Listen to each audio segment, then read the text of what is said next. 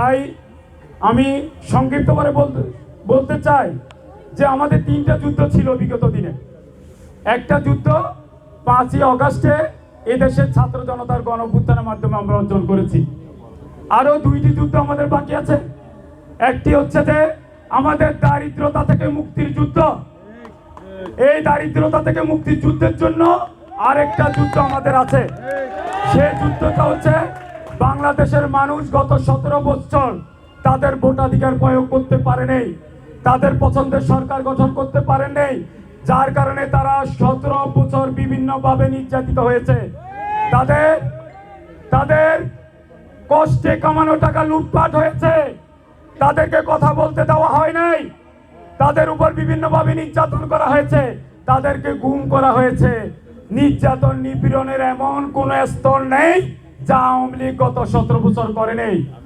এই অবস্থা থেকে উত্তরণের জন্য, জনগণের অধিকার প্রতিষ্ঠার জন্য বাংলাদেশে আগামীতে দ্রুত একটি রাজনৈতিক সরকার অধিষ্ঠিত হওয়া দরকার এবং সেই রাজনৈতিক সরকার অধিষ্ঠিত হওয়ার জন্য একটি যুদ্ধের দরকার আছে। সেই যুদ্ধ হচ্ছে ভোট যুদ্ধ। আমাদের বিএনপির ভারপ্রাপ্ত চেয়ারম্যান দেশ নায়ক তারেক রহমান স্পষ্টভাবে বলেছে, এদেশে ফ্যাসিস্টের দোসররা বাংলাদেশের গণতন্ত্রকে আবার গিলে খাওয়ার জন্য বিভিন্ন জায়গায় ওত পেতে আছে, বিএনপির বিরুদ্ধে বিভিন্ন জায়গায় চক্রান্ত করছে। সামাজিক যোগাযোগ মাধ্যম, পত্র পত্রিকার মাধ্যমে বিভিন্নভাবে বিএনপির জনপ্রিয়তাতে তারা ভীতি সৃষ্টি হয়ে তাদের মধ্যে কম্পন সৃষ্টি হয়েছে, যার কারণে বিএনপির বিরুদ্ধে প্রপাগান্ডা করছে। এই অদৃশ্য শক্তির বিরুদ্ধে আমাদেরকে যুদ্ধ করতে হবে। আগামী দিনে ভোটের অধিকার প্রতিষ্ঠা করার জন্য যুদ্ধ করতে হবে এবং সেই যুদ্ধে অবশ্যই ভোটের অধিকার প্রতিষ্ঠা করে আমাদেরকে বিজয়ী হতে হবে। এবং এই যুদ্ধে যদি আমরা বিজয়ী হই, তাহলে জনগণের সরকার যদি প্রতিষ্ঠিত হয়, তাহলে আগামী দিনে দারিদ্রতার যুদ্ধে আমরা বিজয়ী হব ইনশাআল্লাহ।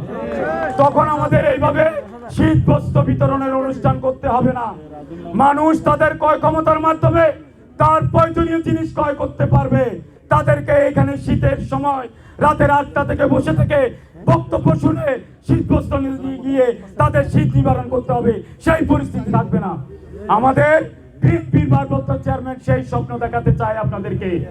31 দফার মাধ্যমে দেশ নেত্রী বেগম খালেদা জিয়ার যে উন্নয়ন কর্মসূচি আপনারা